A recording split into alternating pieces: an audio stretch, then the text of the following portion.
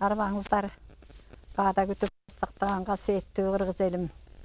Байырқадан ел ата-бабаларыбыз дүйнө елдері менен қатарлаш қолөнерчілігі менен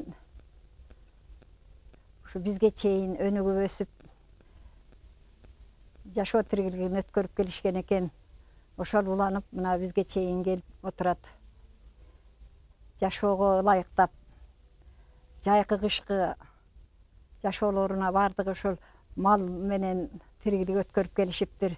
Ошол малдардын эти, териси, жүндөрү ошолордун бардыгын иштетип, өздөрүнүн чеберчилигине жараша, өздөрүнүн жашоо ыңгайына жараша кийиз жасашып, жибийиришип, тиргилигин өткөрүп келишиптир.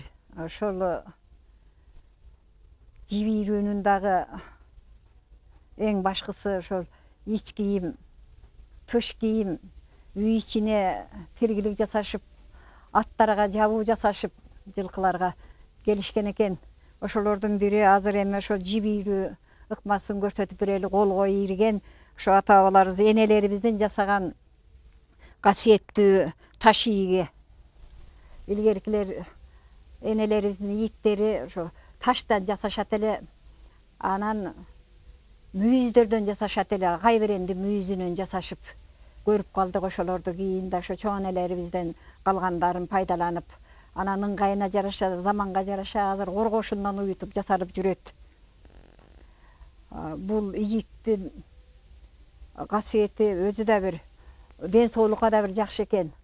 Колдордун кыймыл аракети, муундардын кыймылына бул эң жакшы болот экен. Анан мына малдын жүнү өзү да бир касиеттүү энергия берген зат болот экен. Адамга деле, айбанга деле өзүнчө бир таасирин тийгизген. Жашоонун ыңгайына жараша бул ийикти деле сабын узун сапташып, могул башына койгон таштарын же мүйүздү чоңураак, кичирээк жасап келишкен. Чоңураагы, узунураак саптуу болгону салмактуураак болуп, ага жоонураак жибийирип, анан жиптерди чыйратканга ыңгайлаштырган. Ичкерээгине жеңилирээк жасашып келишкен. Анан жеңили мындай ничке, сабындан ничке жасашып, аны эң кылдат ийрилгени тайлактын жүнүнөн, төөнүн ботосу тайлактын жүнүнөн ийрип, ошону оң сол ийришип, ошону неме кылып келишкен экен, пиязды чепкенге ийришкен экен. Андан топоздун жүнүнөн ылайыгына жараша буюм тайын жасап келишиптир. Койдун жүнүн, эчкинин тыбытынан жасашып, эчкинин тыбытын ушу жоолук жасашып, энелерибиз ийрип, жумшак ийрип, аны жеңилирээк ийикке ийрип, азыр ошонун биз көрелик. Дегенде жүндү дагы мындай кылдап алып, кечүү сорттоп бөлүп алып, анан муну үшмөктеп коет эле, муну үшмөктеп созуп, ийикке ылайыкташтырып келип, анан мынандай колго өткөзгөнгө неме жасап алышчу, бир аз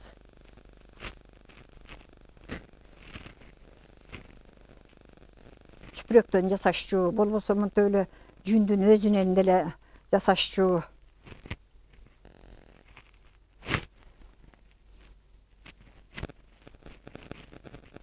Колго өткөрүп алгандагысы ийиргенге дагы ыңгайлуу, созуп ийиргенге. Аны бир эле жерде отуруп алып ийирчү эмес, энелерибиз басып жүрүп эле ийирип коюшчу. Басып жүрүп, чыйратып, басып жүрүп ийирип эле.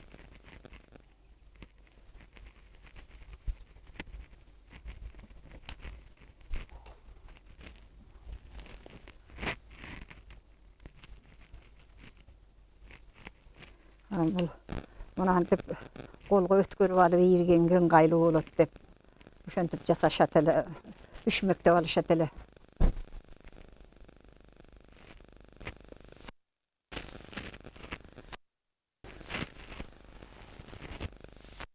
Биринчи адегенде муну имерип алып,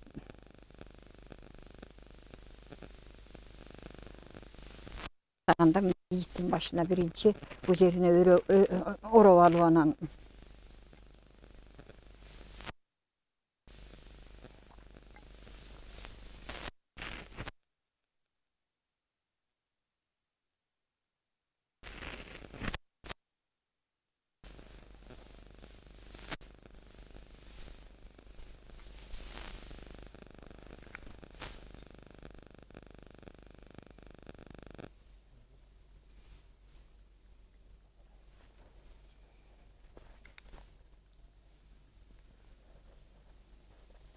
Bul hem hazır niske jipterge iýirgenge buna ol iýigibizden taşı biraz jeňilirek bolup durat. Jeňil taş jakşı çurkabayt dep goýuşçu.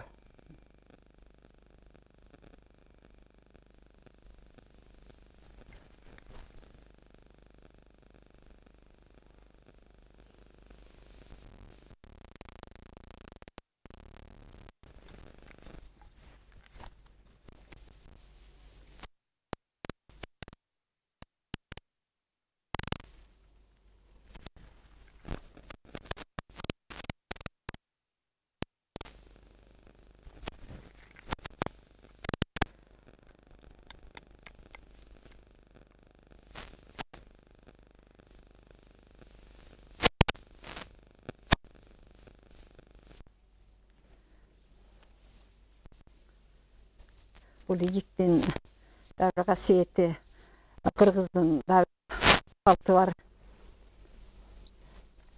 Gelin göçürüp gelgende, jaş gelinde alıp gelip göşögö girgizgen gezde iyik berişçi eken. Anem sınap ýeralap eken degendele söz aytyrat, birok sınaba ele sınaganda bizge güýümü büle bolsun degen anide birinçi iyik berişçi pakta gevez dep goýuşçu, şo gevez ýirtçü. Gevezdey çuvalga sozulgan appak büle bolsun bizge dep. Anan kiçine uzargandan keyin munan tip anday aykalyşdyryp türçü, aykalyşdyryp türgönü çuvalyp da getpeyt. Anan jip iýrilip bütken gezde any çygaryp alganga da bu jer öňöý bolat dep. Anan emmi bul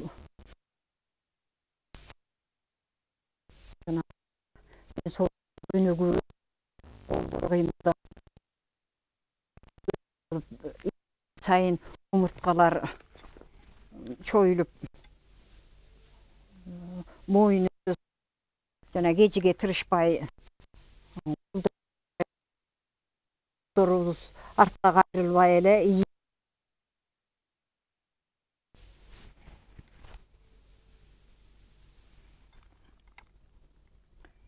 munan tip aykalyşdyryp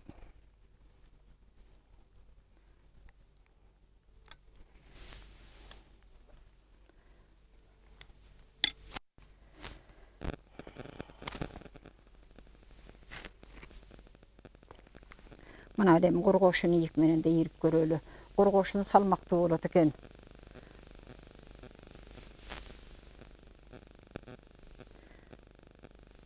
Hazır hem oňoýuna garap ele gorgoşuny guya goýup, hazır taşdy izdep taap gelip anan any taşga sürüp jasagan ele adam bolup.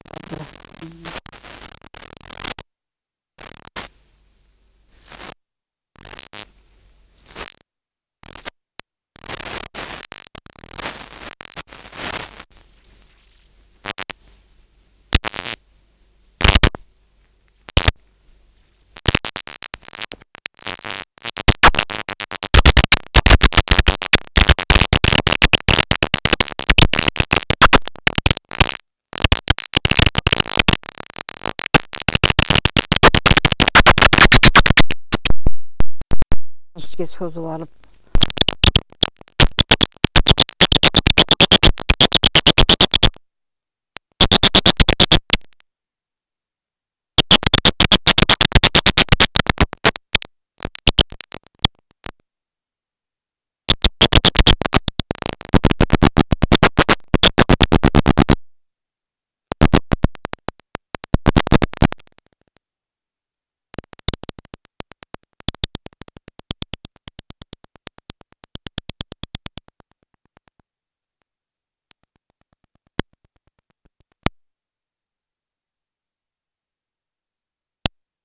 dağı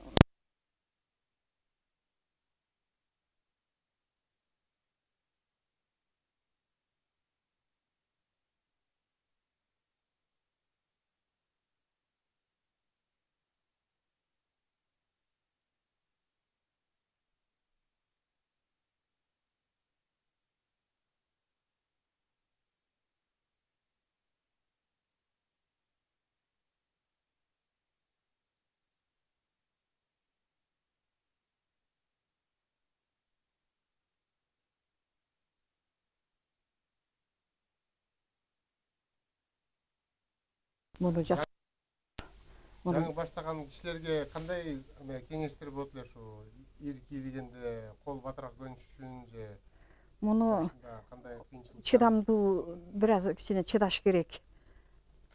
Bugadagı kişine bir çıdamkaylık gerek.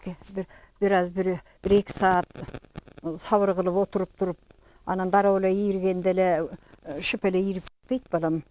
Ayrıkça azırkı yaşlardan emin jasagan işi жүрүм turumu başka olup kaldı. Biraz kişine көңүл koyup iyirsele үйрөнүп кетет. Киши жасагандыган киши жасай албасын балам. Жасайт. Ал болдурган боз ийекти кантип ийре албасын деген сөз бар кыргызда. Бул эң эле оңой ушул балам. Эң эле оңой ушул жип ийирген. Бүткөндөгүсү кандай кылып бүтүрөт? Эми муну неме деп өлчөп койчу ийирип атат да жипти ийирип ийипте мынанчадан болуп калат, мынчадан болуп калат. Ошондо ийи көзү да жүгүрө албай калат. Анан анда мына biraz başı салмактуураагын өткөрүп алчу. Анан дагы колго күч келип тегерене албай калганда чыйратып атканда жип чоңураак болуп калса башын алып коюп чыйратчу. Ошондо өзүнүн салмагы менен эле. Кара ийикмен да ийирип көрсөтпү жанында турган. Наркыга biraz кичине ийирип баштап койдум.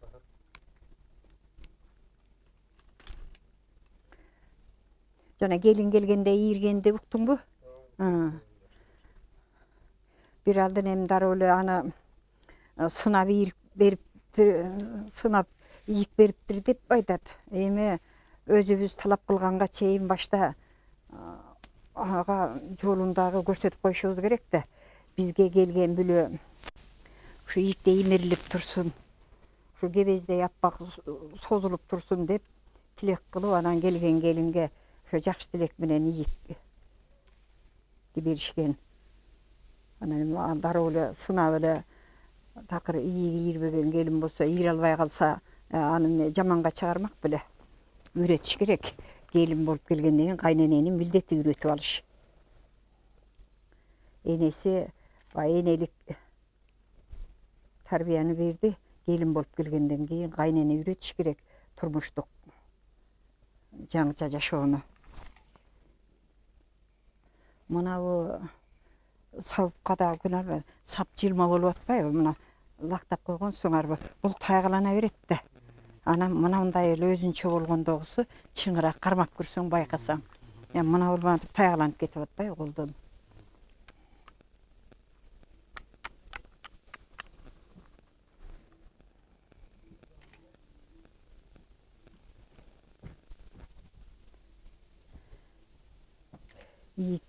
Жана моюндар оорубайт, омурткалар оорубайт, белдери эңкейбейт, жамбаштары түзөлүп жүрөт да айланайын. Аны кайкалап ийирип атса, ал отуруп алып ийиришкен эмес. Бир апаларыбыз басып жүрүп эле ийирип койгон ийикти.